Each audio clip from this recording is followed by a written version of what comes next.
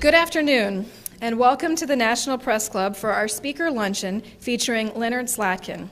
My name is Teresa Werner of AP Broadcast and a member of the National Press Club Board of Governors. I'd like to welcome club members and their guests in the audience today, as well as those of you watching on C-SPAN.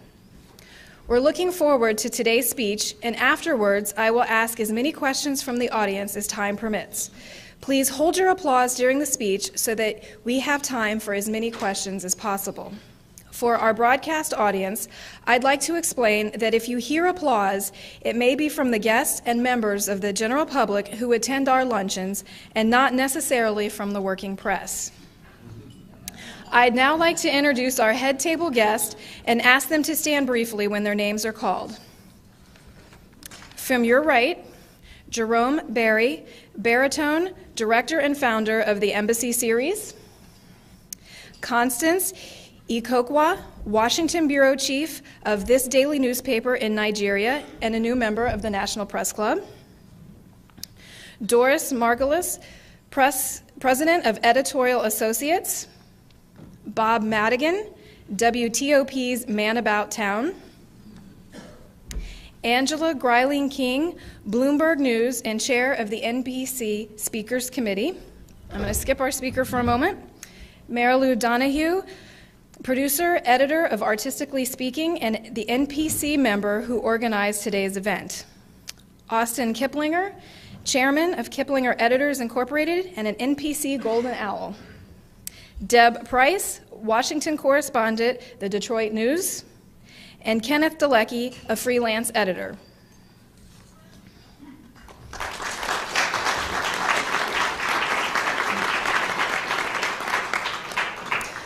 Now I'll introduce our guest, Leonard Slatkin, musical director and conductor, is internationally recognized not only as a great conductor, but as a champion for American music and musicians. He and the orchestra have been celebrated by the White House for their devotion to American music. Mr. Slatkin has been given numerous awards and honors, including the National Medal of Arts, the American Symphony Orchestra League's Gold Baton for service to American music. But that does not mean he has neglected the classics. Absolutely not. Just turn on any classical musical program on the radio, and you will hear Maestro Slatkin leading such prestigious orchestras as the New York and Berlin Philharmonics, the Chicago Symphony, and other leading orchestras around the world. And let's not forget his opera performances at the Metropolitan, Vienna State, and our own Washington National Opera. He is the principal guest conductor of London's Royal Philharmonic Orchestra and the Pittsburgh Symphony Orchestra. He is ending 12 years as musical director of the National Symphony Orchestra to become the music director of the Detroit Symphony Orchestra. He is also conductor laureate of the St. Louis Symphony. He has an extensive discography of more than 600 recordings, which has earned him 9 Grammy Awards and more than 60 Grammy nominations. You don't wake up one day and decide you want to be a conductor. No, it takes a lot of study and experience. So Mr. Slatkin is the founder and director of the National Conducting Institute, a groundbreaking program established in 2000 to prepare gifted conductors for work with major orchestras. His wonderful career continues, and he will be missed here in Washington. Ladies and gentlemen, Leonard Slatkin.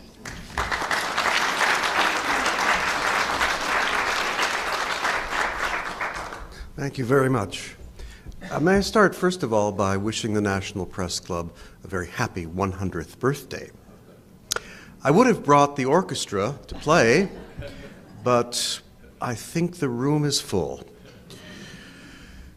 As it turns out, I spoke here a little over 8 years ago, and even though I'm supposed to be speaking about reflections and beyond, I thought part of the reflections might be about what I said 8 years ago and how much of it has come to pass and how much of it I was wrong. At the end of the session, I was asked a question. We would like your best advice on how to approach Mr. Selig for a team in Washington. Here is what I said over 8 years ago. The music director of this orchestra needs a National League team somewhere in the area. Those people in Montreal, they don't need a baseball team. I was right. 8 years ago, I said, at the Kennedy Center, there will be changes. In February, Michael Kaiser, who's been the director of Covent Garden Opera in London, will join us. He'll bring another set of perspectives. There was the understatement of life.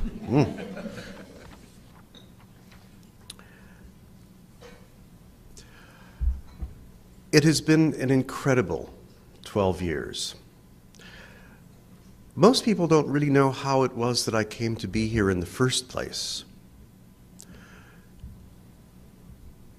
I was in St. Louis for a total of 17 years as music director.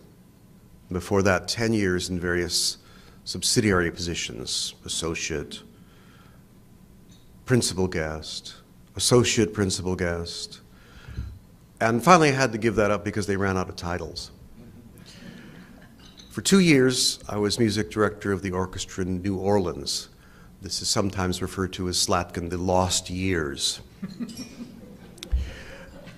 And then I went back to St. Louis as its music director for what turned out to be a very successful tenure. We were able to do a great deal for American music, and we took this regional orchestra and put them on the international musical map. So after 17 years there, I thought, well, I think I don't need to do this anymore. I don't need to be a music director. A call came from the then president of the Kennedy Center, Jim Wolfenson.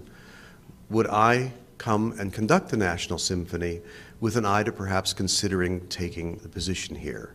And at first I said, no, I don't really want to do that. And then I was encouraged at least to give it a try. I hadn't conducted here in almost 10 years. So a concert was organized. It was okay. I can't say it was great or anything like that, but it was good enough. What made it interesting, though, was that intermission, Mr. Wolfenson came back with a guest. The guest had been over at the Opera House watching a performance of Annie with his wife and daughter. Yeah, President Clinton did make an impression that night. And so I took the job. Over the course of 12 years, we've accomplished a great deal, but a lot still remained to be done. If I had to look back at things that I'm truly proud of, they mostly have to do with areas of education. The Conducting Institute that you heard in the introduction was something that I was very keen on, and it stemmed really from something that happened to me when I was beginning my career. And my family were all musicians, very strict. So I understood what being a professional musician was all about. But it's one thing to conduct in front of a university orchestra or an amateur group or a group of young people, and a whole other matter to stand in front of 100 people who know the music much better than you do. So the first time I conducted orchestras in New York, Philadelphia, and Chicago, I was intimidated. And I wondered if there was a way to avoid this transition as being a difficult part of the conductorial life. And so the Institute started with that in mind, with understanding what the differences are between what you have been doing and what you will be doing. All of a sudden, you're not telling an orchestra, here I'm going to be in 4. No, you're talking about things like, what kind of sticks does the timpani need to play with? What are the bowings going to be like for the strings? How are the balances? And so the Institute started off very much as that.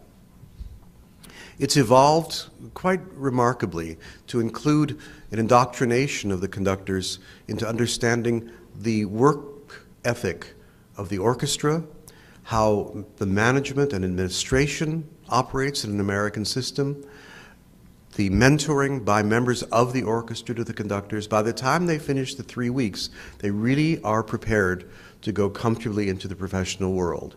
I'm very happy to say that most of the people who've come through the Institute have wound up getting jobs in this country. I even got a message from one of our young women today who was appointed to a position just yesterday. It's very encouraging.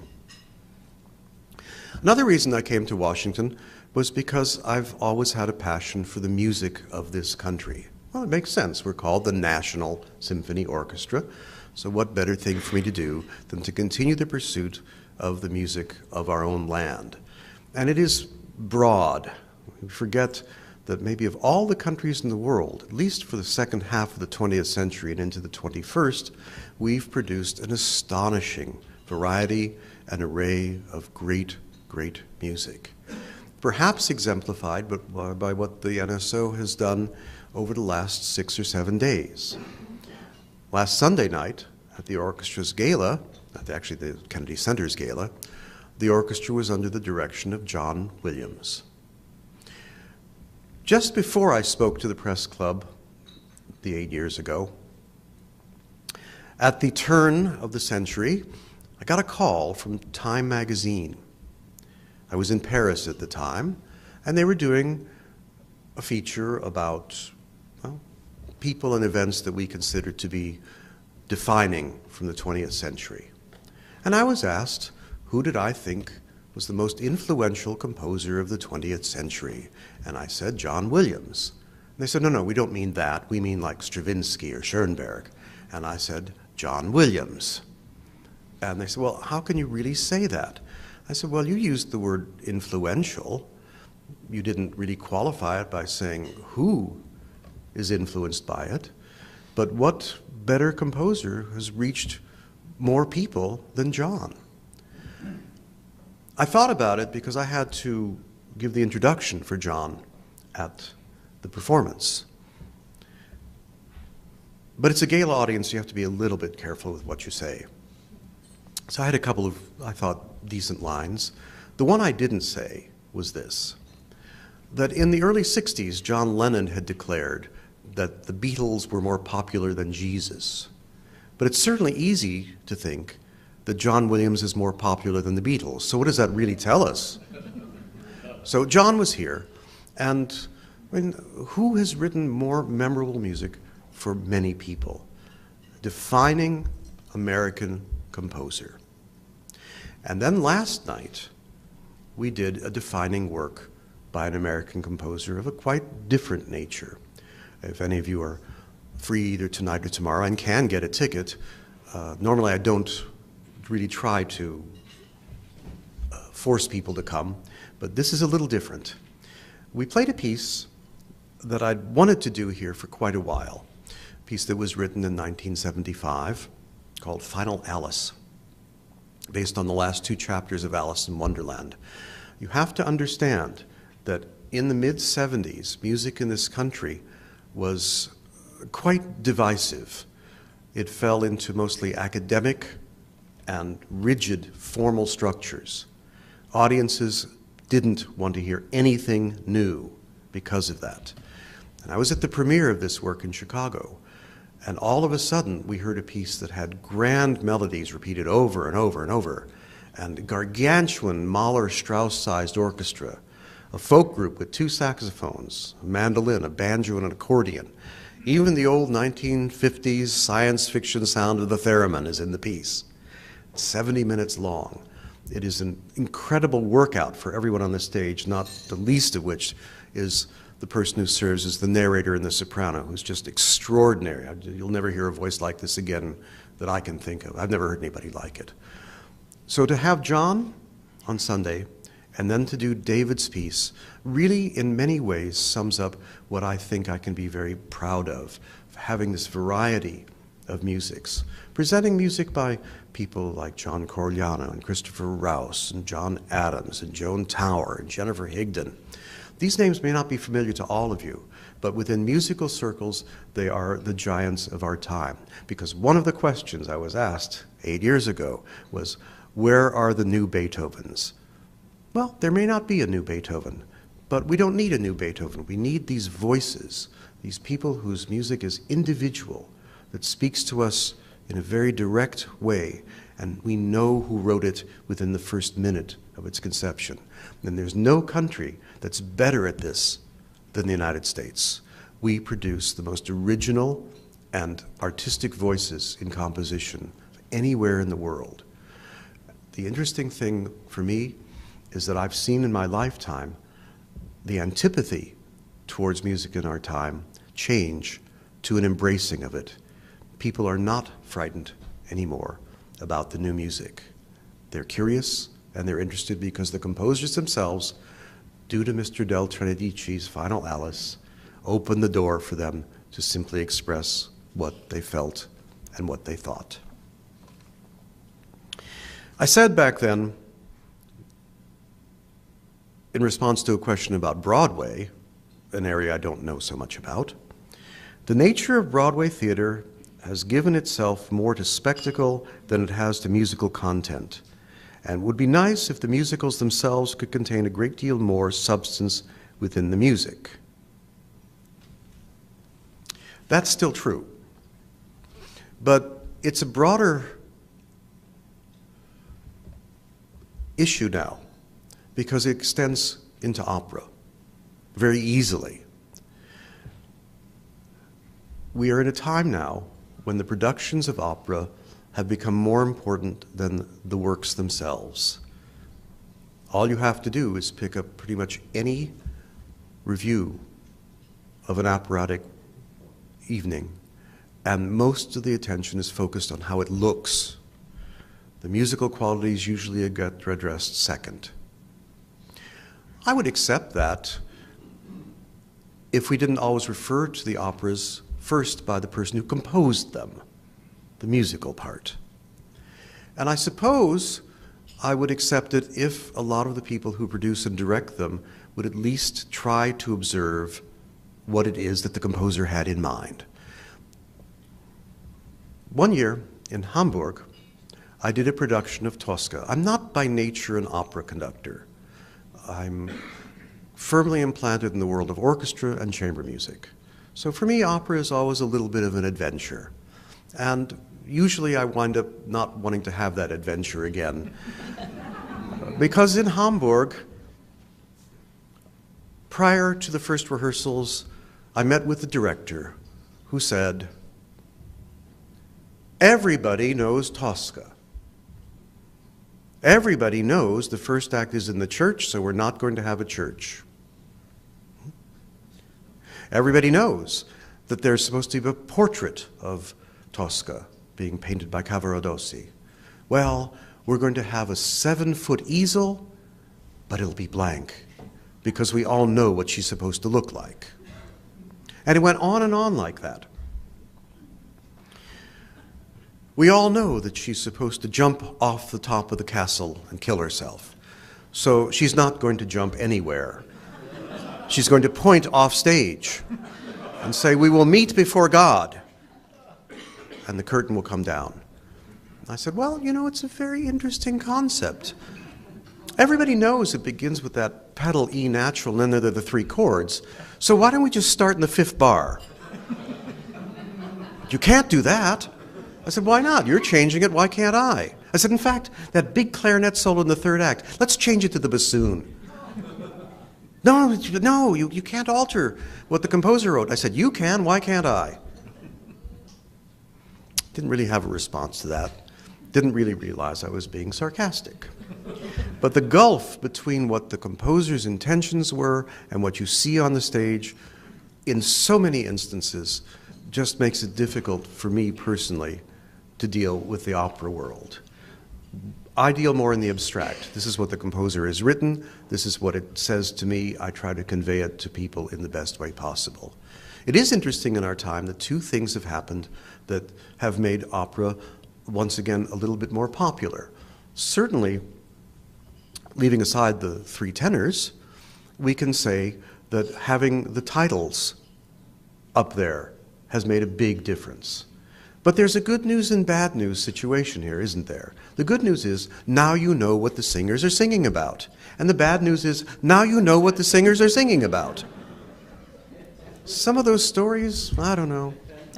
My conducting teacher used to say, he was French, he said that there were three things in the world he didn't understand. He did not understand the rules of baseball, he couldn't figure out the air suspension on a Citroën, and he really couldn't figure out the plot of Trovatore. Aside from that, he knew everything else there was to know. The other thing that has been intriguing is to see the development of operatic productions in movie theaters. And I think it's great that it's reaching a new audience. But along the way, something is a little bit unusual, isn't it? And that's that it's not intended as a movie.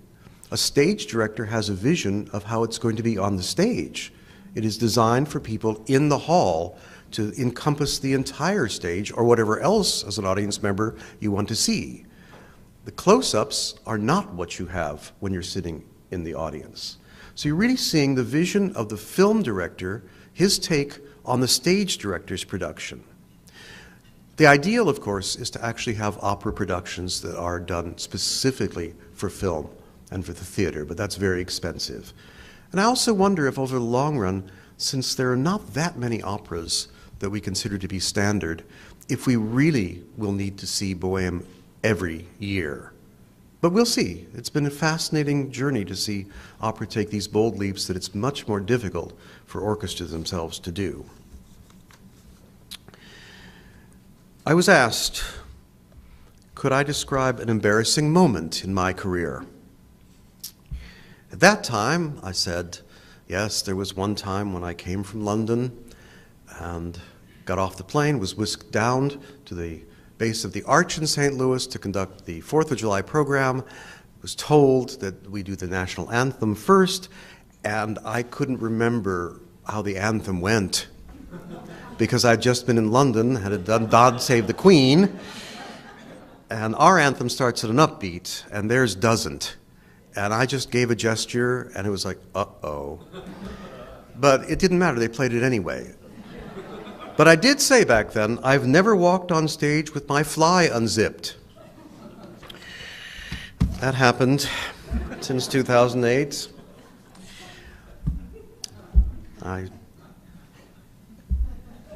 Hopefully nobody remembers that.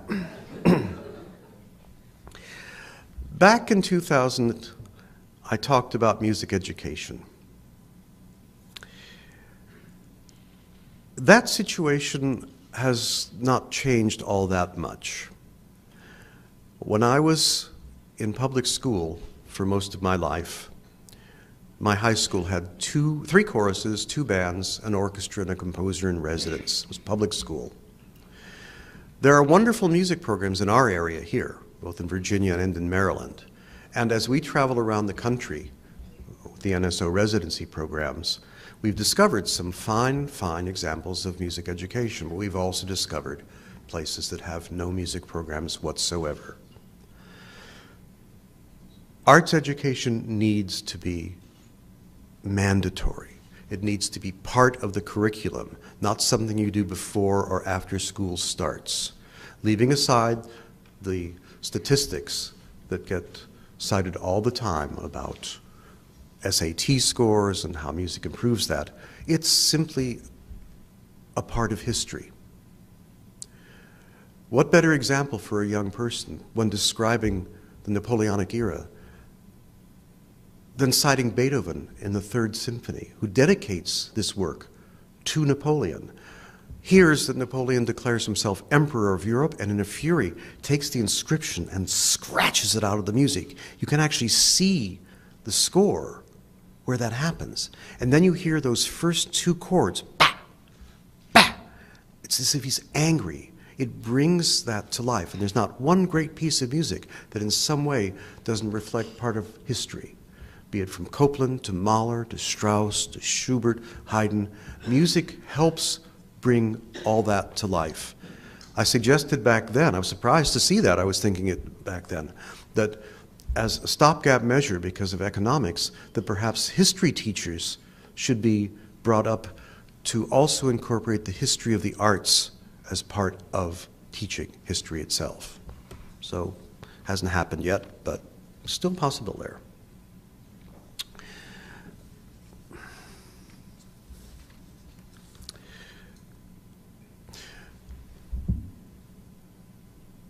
I said, you think when you go to work with an orchestra, it's just all about walking on the stage, making music, going home. It's not an average job exactly, but it's a job that's wonderful. You never think about the longer range implications of what you do. That changed on 9/11. It changed for two reasons. I was not in the States on that day. I was in London, disconnected from friends and family, getting ready to conduct something called the Last Night of the Proms in London, a traditional, very nationalistic, some say jingoistic event. When I finally got to a television, after seeing the horrific images, what stuck with me was what the Congress did. They went on the steps and they didn't speak. They sang. They used music to convey the feeling of this country. It reminded me of the power that music has. And that evening, 3 nights later in the Albert Hall, to hear 6,000 people singing our national anthem, perhaps with more passion than I've ever heard it sung before in our own country, was one of the most moving experiences. I'll never forget that night. If any of you are so inclined, you can go to YouTube and you will see under me, under the videos, the Barber Adagio for strings, which we played that evening, replete with imagery of people in the parks who were watching our telecast. A couple of them who've wrapped themselves up in an American flag, weeping. Pictures of military, police, and firemen dumbstruck, shocked, while this astonishing piece of music passes.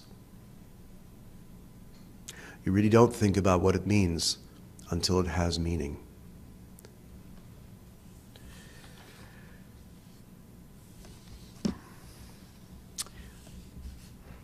How is digital technology changing your world of music? I was asked 8 years ago. I said, it's worse. Boy, was I wrong. Digital technology is actually turning out to be the saving grace for so many institutions. You hear about the decline of classical music on radio, but the reverse is true.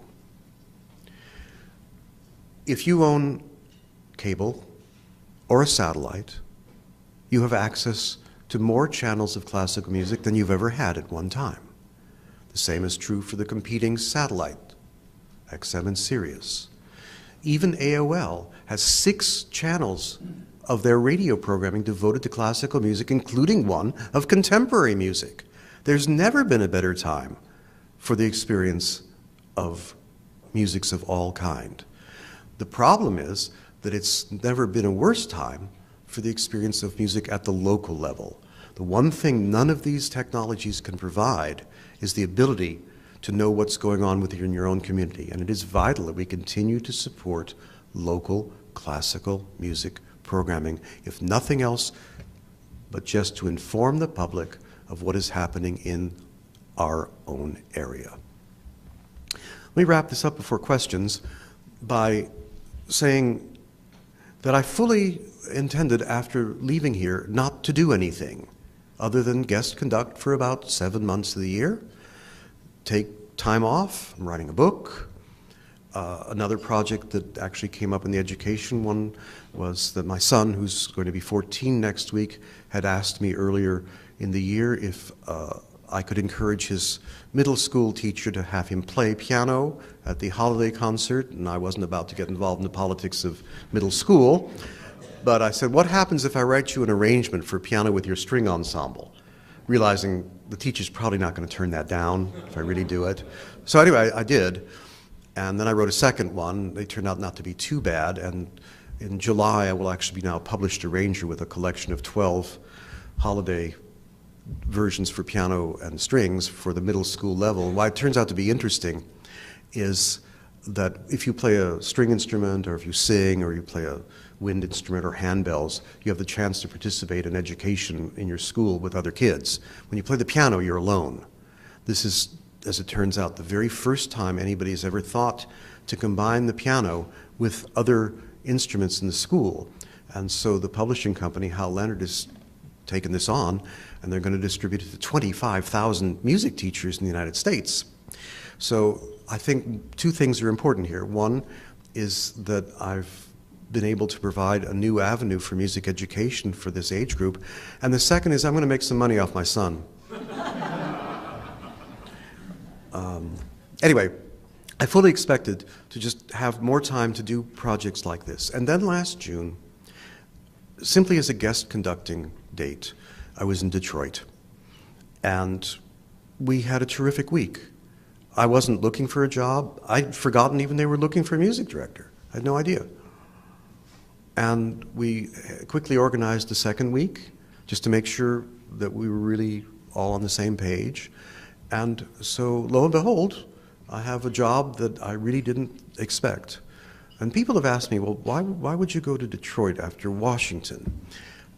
And the reason is because it's a very different kind of job. I would never want to go and do something the same way twice. Detroit has the most troubled economy in the United States, so what are we going to do there? We're going to make sure that the arts agenda is separated and available for more and more people. And it starts already with various fundraising efforts we have in the area of education. On Tuesday, I have to travel up there to watch Asimo, the robot from Honda, conduct the orchestra. Yeah, we know what that is. We know exactly what it is. But the $1 million that Honda is giving, plus more to come after that, goes towards providing instruments for young people and music lessons. We will survive Asimo doing The Impossible Dream that night. It's a wonderful city. It's a great orchestra. It has a phenomenal hall. And if I was going to do anything after here, it needed to be in a place where I feel I could do some good and help out in a community. But I will still write the book, and I will still continue to write the arrangements, and I look forward to other times when I'll come back and be able to visit with all of you again.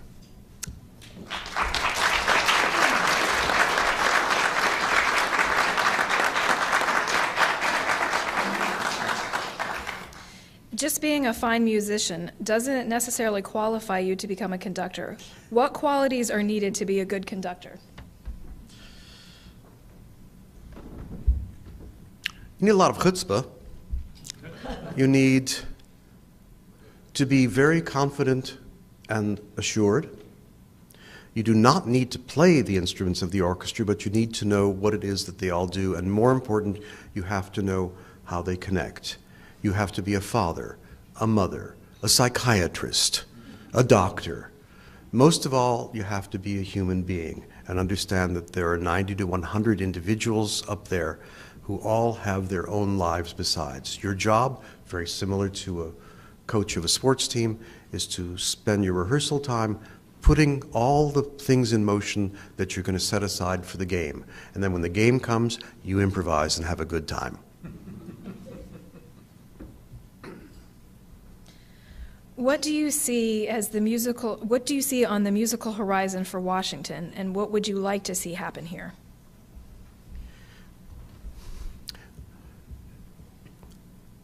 One of the things that I thought was important back in 2000 was that we would try very hard to make Washington a destination artistically for visitors as well as our monuments and our politics.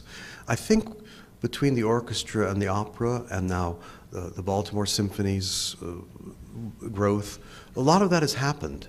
And I'm confident that the NSO will continue to grow in whatever direction it chooses after this. There's no question about it. It's a terrific orchestra. And we have great core support from the public. I would hope that there would still be a commitment to the music of our own country, but that's going to be more in the hands of whoever succeeds me and whatever direction they wish to take the orchestra. But most of all, we have to represent our country, and the best we can do is to continue to grow the orchestra, put the best possible product out there, continue our strong work in education, and relate in many ways to all of you and all of the public. How has the Washington audience changed in your 12 years? You know, you hear a lot of talk about the audiences getting older. They really aren't. They're always about the same. People get their careers going, their families are established. Now they have decisions to make about what to do in their leisure time. Perhaps if anything's changed is that people have more choices now about what to do with that free time. And I think the decline of education in the schools has probably contributed somewhat to the difficulties that different institutions experience with audience numbers, people actually filling the seats. I think a lot of the education initiatives that we've put into place may help grow that over time, but here's something to think about that I've been also obviously thinking about. I think the makeup of the audience is going to be quite different 15 to 20 years from now as we see particularly more people from China settling in the United States. Now, why is that? Because, as Lang Lang told me a few weeks ago, there are 40 million piano students in China and 25 million violin students. Many of them will come to this country, as they already are.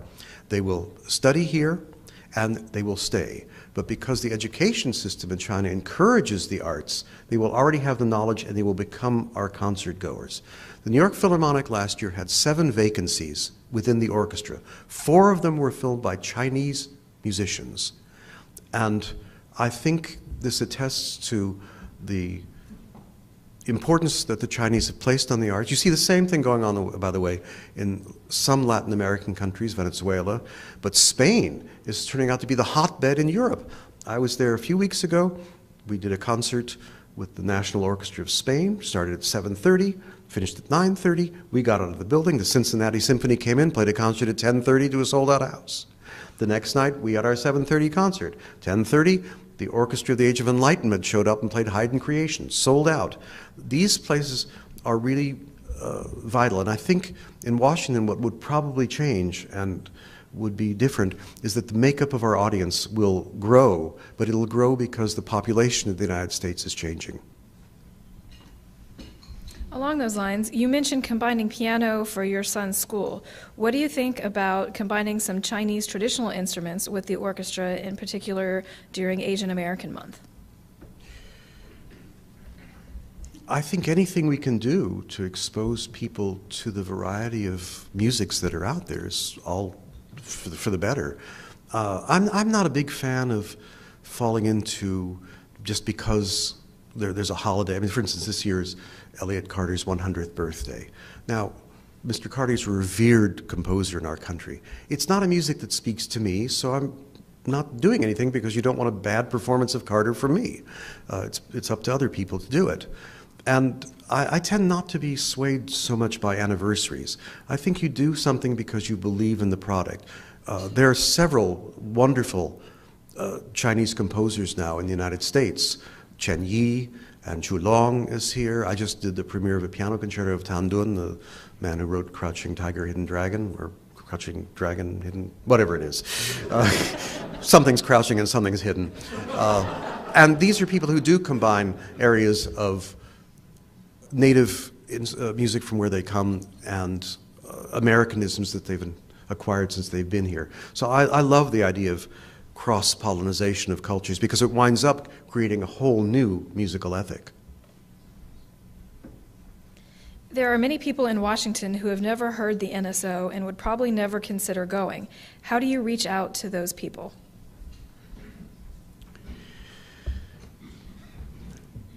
That's a sort of loaded question because the chances are that most of you have heard the NSO in some way. You might have watched them on the 4th of July television broadcast. You might have seen some of the players around doing chamber music somewhere. It's very difficult to avoid us. However, our constituency, as most classical music, really primarily focuses on about 4.5% to 5% of any given population. We do not expect the people who go regularly to hear Willie Nelson to come to hear Bruckner 6 the next week. And that's as it should be. Everybody gravitates to their own artistic preference. But what we can do is at least to make ourselves available so people know what we're doing and when we are doing it. A lot of the things we're planning in Detroit are very much geared towards that. We'll have performances next season by artists as diverse as Edgar Meyer, Bela Fleck, the banjoist, Zakir Hussain, the tabla player, on and on. So we're trying to reach out there to diverse audiences, not with the idea that they're going to become permanent members of an ongoing audience, but just to say, here we are, we're going to put something on that maybe will appeal to you that you hadn't thought about, and we'll introduce you a little bit to the Detroit Symphony. We've tried to do that with the NSO as well, with our Composer Portrait series, with our family programs that we've been doing. And it was interesting last week at the Composer Portraits. This is something we started 6 years ago, where it's basically trying to fill a void of the education and where you learn the life story of the composer. We take apart a piece or two. And for those concerts, we saw, one, very good houses, which was great for Copeland, but we also saw a lot of new faces. And maybe it's enough to encourage them to say, well, that was really interesting. That's not so intimidating. Maybe we should take a chance and come more often. We'll have to see. The National Philharmonic at Strathmore provides free admission to young people from ages 7 to 17. Should more orchestras adopt a similar approach? Depends on the budget of the orchestra and if they want to stay in business or not. The music business is really about trying to lose as little as possible. It's never been about making any money. And there are certainly, we have benefits that we give to our young people. But the National Philharmonic budget is nowhere near the epic proportions that we have here. I think we can probably do more, as every orchestra can, about opening up things, perhaps even rehearsals to groups. But I mean, we certainly have a number of young people's programs where these are free, and I know the Baltimore Symphony is cutting its ticket prices. A lot of it's proportional to what your income ratio is. Our budget is very high, and we have to do the most we can to have those ends meet, otherwise we will not be around. But I do think that anything we can do to encourage young people to come in, whether it's pricing or programming, you have to do it. You have to start getting those people in there now. But it's also based on them having some background in music as well. Washington audiences have the reputation of being rude. Sir Neville Marriner once said that in Washington, you don't get a standing ovation, you get a standing evacuation. Have you ever experienced this phenomenon anywhere else? I thought he was saying that about New York. No, in New York, it was always called the walking ovation. Here, no, I'm surprised to hear. I wonder when he said it, because here, really, the audiences do sort of stick around until it's all over. You will occasionally see people leave because they don't like what they're hearing. That's going to happen. Do it in the movies too. So I don't agree with Sir Neville. So although Sir Neville has had some wonderful lines in the past, there's not a controversy, but there's a lot about the return to trying to play music the way it might have sounded in the time of the composer, be it Bach or Haydn or Mozart. And my line about that really is more that we can try to play it that way, but we can't listen to it that way. Your ears that have heard Stravinsky and Andrew Lloyd Webber and Rolling Stones, that influences how you listen to earlier music. Sir Neville was a little more succinct. He said, if Bach had had a modern toilet, he would have used it.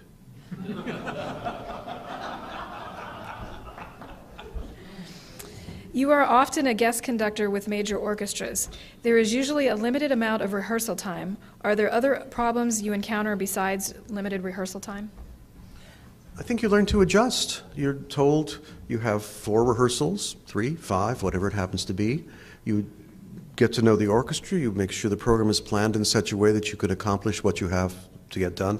I actually had the reverse problem with the BBC in London when I was there for 4 years. They had too many rehearsals. We'd have 7 and 8 rehearsals for a concert, so we kind of beat the pieces to death. And by the time you got to the performance, the level of spontaneity, for me personally, disappeared. I like to have just a little bit of edge, just enough that tells an orchestra, okay, we know the piece, but there's still something we don't know. And I like to keep a little bit of edge that way. So I've never found it restrictive at all. When you need to study a new score or renew a score, do you put a certain amount of time for this? I'm a late night person. Studying for me doesn't start till about 1 in the morning. Somehow it stays with me. I don't set aside an amount of time. It depends on the pieces. As we get towards the summer, it's usually a little bit easier because it's mostly pieces that I will have done several times because summer programming is that way. When a new piece comes, I have to look at it as soon as I can just to get an idea of how much time I'll need to learn it. But for me as a conductor, it's really not a set time. Instrumentalists will tell you differently. They might say, yeah, I try to hold 2 to 3 hours or whatever it happens to be, because they do it, they have their own instrument. But I'm a conductor. I don't have or want the orchestra in the room where I study. I can only know how it's going to be when I get to see them for the first time, which is usually 2 days before the first performance. But that's just how it is for conductors. We have to do most of our work in our head and try to translate that idea to them and the other members of the orchestra as we go along. How far in advance do you plan a season?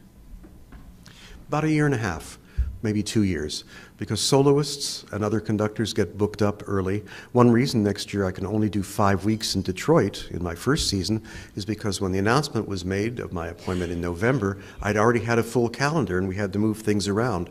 So I already know, for instance, where I'm going to be in March and April of 2010. That's good and bad. Most people would be envious. Oh, he actually knows he's going to have a job then. But on the other hand, it takes away a certain kind of flexibility that as I get older, I'd kind of like to have.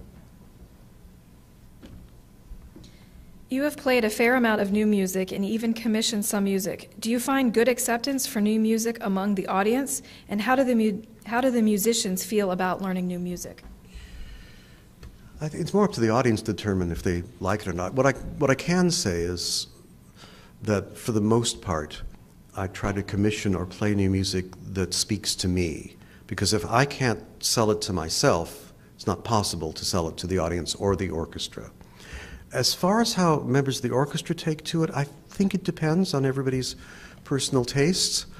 When you play in an orchestra, you have the disadvantage of not really being able to hear the total result as the audience hears it. You're sitting in the middle of all the other players. You don't have an idea of what everybody else is doing. You're just one part of a gigantic machine and not necessarily knowing what everybody else does. But I think if the orchestra sees the commitment from the conductor, that they're willing to go along with it. And then if they see the audience reaction, that also makes a big difference. And again, this week is a very good example. I suspect that when we started Final Alice, at least half the orchestra went, oh, there's so many notes, and it's so long, and it's so repetitive. But then by the time we got to the dress rehearsal yesterday, and everybody began to see how the shape and the architecture was going to occur, and certainly by the time we did the performance, maybe not everybody, but I think the majority understood why we were doing it, and probably even bought into it as well. How do you decide which pieces to present in a concert? Actually, that's almost two questions, because as a music director, it's your job to plan a whole season. So it's not just individual concerts, it's what happens over the course of a whole year. An orchestra was sometimes negatively described as being a museum. I don't understand why that was a negative. I see nothing wrong with it. You never hear a museum described as being an orchestra. So, isn't it our job to take the masterpieces of the past, take a fresh look at them, and present them for today's audiences? I think that's exactly what we're supposed to do. But in addition to that, it's our job to encourage the new as well. In other words, the pieces we might be looking at 50 to 100 years from now that other people will be re-examining. A pretty good example here was Leonard Bernstein. I never really knew Bernstein until 5 years before he died. A lot of people think I knew him since I was a kid. I didn't. only from the television shows. And so every time we were supposed to meet, something always went wrong. He either, one night in Chicago, he fell off the podium and injured himself. He was wearing a medallion underneath his shirt and he had to be taken to the hospital. We were supposed to have dinner together. That didn't work. And other things like that had occurred. Finally, I was in Tanglewood one summer and I saw that he was conducting on the Saturday night. I had the Friday night concert and the Sunday concert. And I thought, if I program a piece of his, he's got to come. And I'll meet him. So we did a piece called Facsimile. It's actually an earlier work of his, not played very often, but a wonderful score, I think. And it didn't go so well, the performance. Orchestra wasn't convinced, and I was a little on edge. And there were these stories about what Bernstein would do to you at intermission if he didn't like the way you played the piece. And I forgot what the concerto was after Facsimile. I forgot it because all I was thinking about was, what's he going to do to me? So intermission came, and Mr. Bernstein came back, and he looked up and he said, well, it wasn't what I intended when I wrote it. Ooh. And then he said, but I think I understand how you came to your conclusions. And he proceeded to analyze my performance, trying to second guess how I came to those tempo considerations and things like that. Actually, he didn't get it right at all. But what happened was that he became aware that in order for his music to survive after he was gone, it would have to undergo other people's interpretations. It's hard in this age when you have recordings that are from the person who created the piece. After all, that's as authentic as you can get. But if you listen to a Bernstein performance, one of the same piece that he might have recorded in the 1940s or 50s, and then again in the late 60s, 70s, and then again in the 80s, you hear vast discrepancy in his own performances. That tells us we're always open to being able to change our minds and have new thoughts and ideas about the entire repertoire. So we have to assume the same would be true for a Beethoven, for a Brahms, Mozart, Mahler, whoever it is. There is no one way, and there is no right way. But there are a lot of wrong ways. What advice would you give to upcoming, rising, and eager young composers that want to be a part of and keep classical music alive today? I think first we need to define classical. And those walls, and believe me, it's a wall, are coming down. Classical does not mean what it used to mean. It was those stuffy programs of dead white male American and European composers, usually actually not American.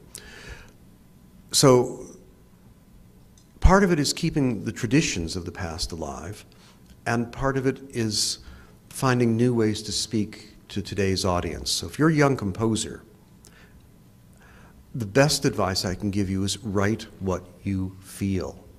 Don't write what anybody tells you to. Write what's in your heart. Write what's in your mind. It's incredible when you think about it. It's just nothing but circles and lines. Only 12 notes, that's it, for the Western culture anyway. And from all that, for hundreds of years, this incredible variety of sounds and melodies and harmonies have come out. And composers continue to create new and original works of art. So the young composer, you encourage people by being yourself and perhaps writing something that nobody else has written before. What would you recommend to someone who knows little about classical music and wants to learn much more?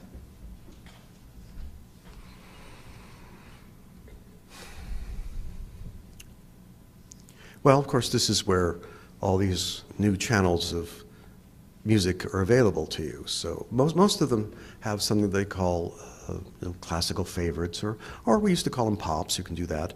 And these are usually short snippets, so you get a feeling for it. Not everybody likes everything. And in order to discover it, it's better to discover it in short segments rather than big ones. In other words, if you see on our program that Mahler 7 is there, this is not what you go to for the first run at a classical music concert. What I would suggest, though, here in Washington, almost any place, is, and I don't know if anybody ever does it, but I would actually call the person who's in charge of the artistic planning for an orchestra and ask their advice. Usually this person is the one who's helped prepare the programs for the music director. It's always accessible. And they can say, okay, well, what level of expertise do you have in the field? And they'll say, well, I really don't know very much. I didn't have something when I was a kid, but I want to find out more. And that person will know where to steer you in terms of what kind of programs you might be interested in listening to. An education question. A member heard you talk about education in schools and how you think music and math could be taught together. Can you tell us about this? Music and math together? Well, music and history we talked about. Music and math, that's a tough one, because obviously everything in music can be boiled down to numbers. Everything we do is either in a tempo or there's a length of a note, but usually they kind of play against one another. Usually the idea that we're mathematic goes against the feeling of spontaneity in music. The numbers can only be one way, and music can be many ways. A more interesting analogy, though, is music and medicine. A lot of people who started as musicians wound up being part of the medical profession. And I tried to think about why that is. I don't know if you know this. In various cities, there are orchestras comprised entirely of doctors. The Doctors' Symphony in New York, the Doctors' Orchestra in LA. And I think it's actually because we do share something in common. Our job in music is to take what has already existed for the most part and bring it back to life. And the medical profession is to try to sustain life. Maybe it's pulse that puts the two professions together. We are almost out of time, but before asking the last question, we have a couple of important matters to take care of. First of all, let me remind our members of our future speakers. On May 12th, Alexandra Cousteau, granddaughter of Captain Jacques Cousteau and co-founder of Earth Echo International, will discuss the importance of water conservation in the world's water crisis. May 16th, Robert Mueller, director of the FBI, will be here, and on May 19th, Douglas Feith, former Undersecretary of the Defense, will discuss war and decision. Second, I'd like to present our guest with our centennial mug featuring Eric Severide. Oh, thank you. Great. Thank you. And our last question. Which baseball team will you cheer for when you move to Detroit? Oh, I threw out the first pitch at a Tigers game a few weeks ago. Nailed it. Tough, because 3 nights earlier Miss America had thrown out the pitch and really threw it well. No, my grandfather settled in this country in 1904 in St. Louis. I was there. My father was born there. He was there for his childhood. I was there 27 years. My son was born there. It's the Cardinals. And we're the first place, and Detroit's not.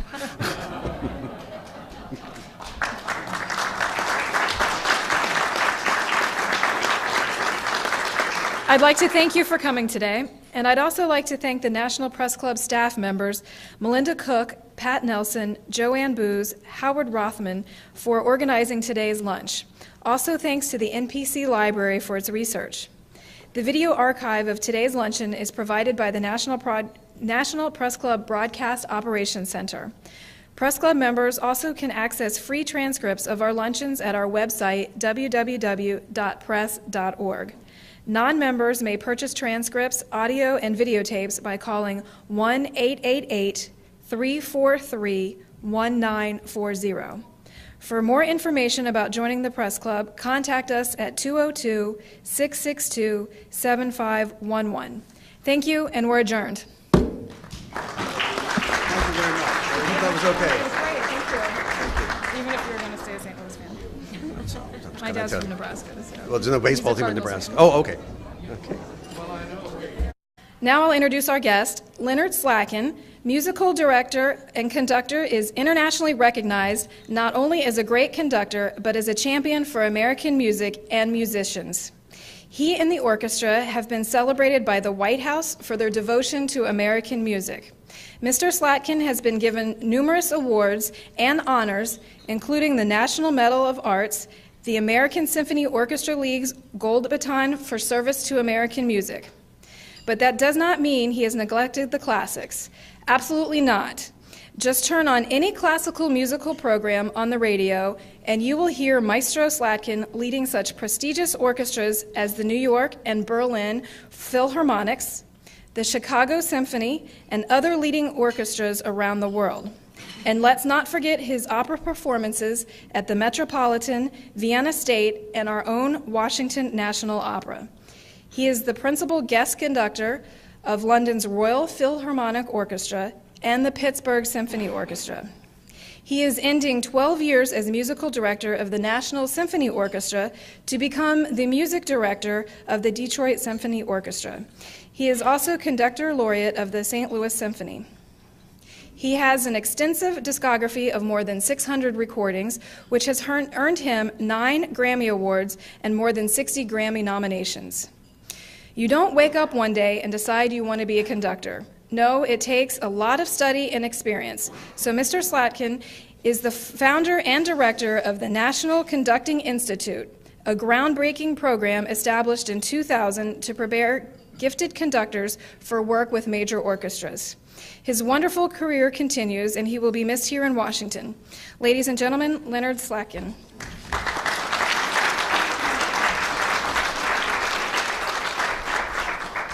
Thank you very much. May I start, first of all, by wishing the National Press Club a very happy 100th birthday.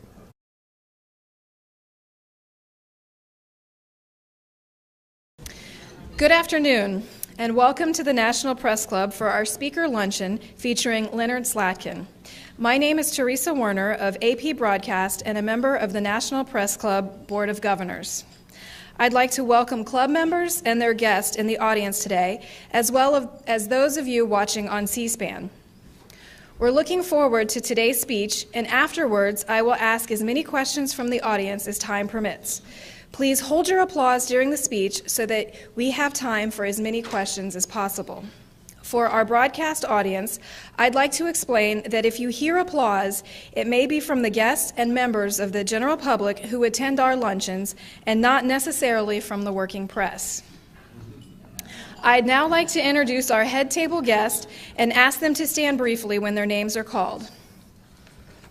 From your right, Jerome Barry, baritone, director and founder of the Embassy Series. Constance Ikokwa, Washington Bureau Chief of this daily newspaper in Nigeria and a new member of the National Press Club. Doris Margulis, President of Editorial Associates. Bob Madigan, WTOP's Man About Town. Angela Greiling King, Bloomberg News and chair of the NBC Speakers Committee. I'm going to skip our speaker for a moment. Marilou Donahue, producer, editor of Artistically Speaking, and the NPC member who organized today's event. Austin Kiplinger, chairman of Kiplinger Editors Incorporated and an NPC Golden Owl. Deb Price, Washington correspondent, The Detroit News. And Kenneth Delecky, a freelance editor.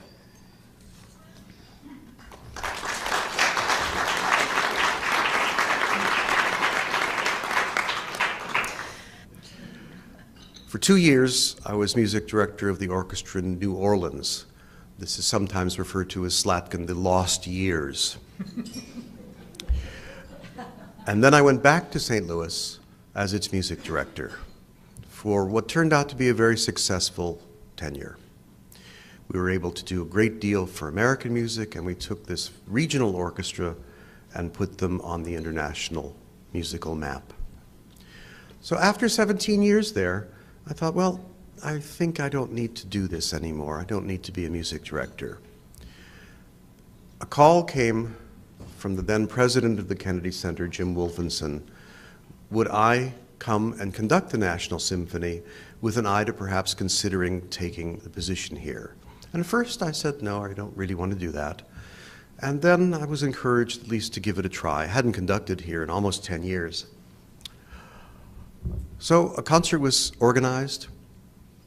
It was okay. I can't say it was great or anything like that, but it was good enough. What made it interesting, though, was that intermission, Mr. Wolfenson came back with a guest.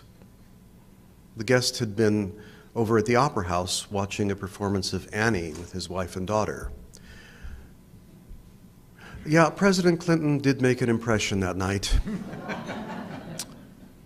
And so I took the job. Over the course of 12 years, we've accomplished a great deal, but a lot still remained to be done. If I had to look back at things that I'm truly proud of, they mostly have to do with areas of education. The Conducting Institute that you heard in the introduction was something that I was very keen on, and it stemmed really from something that happened to me when I was beginning my career. And my family were all musicians. I would have brought the orchestra to play, but I think the room is full. As it turns out, I spoke here a little over 8 years ago. And even though I'm supposed to be speaking about reflections and beyond, I thought part of the reflections might be about what I said 8 years ago and how much of it has come to pass and how much of it I was wrong. At the end of the session, I was asked a question. We would like your best advice on how to approach Mr. Selig for a team in Washington. Here is what I said over 8 years ago. The music director of this orchestra needs a National League team somewhere in the area. Those people in Montreal, they don't need a baseball team. I was right. 8 years ago, I said, at the Kennedy Center, there will be changes. In February, Michael Kaiser, who's been the director of Covent Garden Opera in London, will join us. He'll bring another set of perspectives. There was the understatement of life.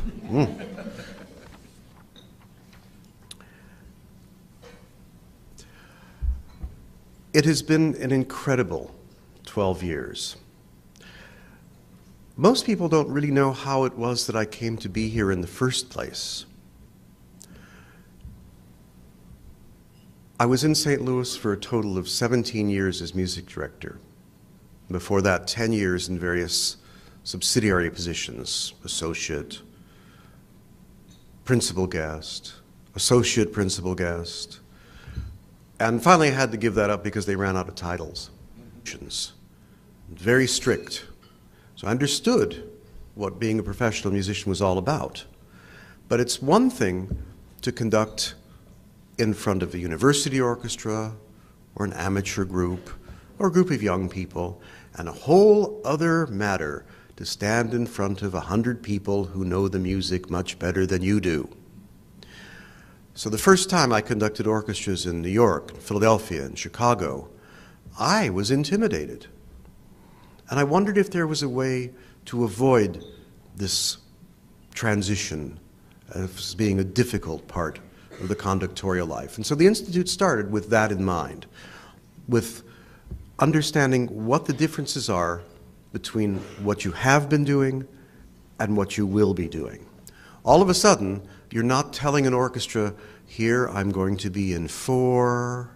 No, you're talking about things like, what kind of sticks does the timpani need to play with? What are the bowings going to be like for the strings? How are the balances? And so the Institute started off very much as that. It's evolved quite remarkably to include an indoctrination of the conductors into understanding the work ethic of the orchestra, how the management and administration operates in an American system, the mentoring by members of the orchestra to the conductors. By the time they finish the 3 weeks, they really are prepared to go comfortably into the professional world. And I'm very happy to say that most of the people who've come through the Institute have wound up getting jobs in this country. I even got a message from one of our young women today who was appointed to a position just yesterday. It's very encouraging. Another reason I came to Washington was because I've always had a passion for the music of this country. Well, it makes sense. We're called the National Symphony Orchestra, so what better thing for me to do than to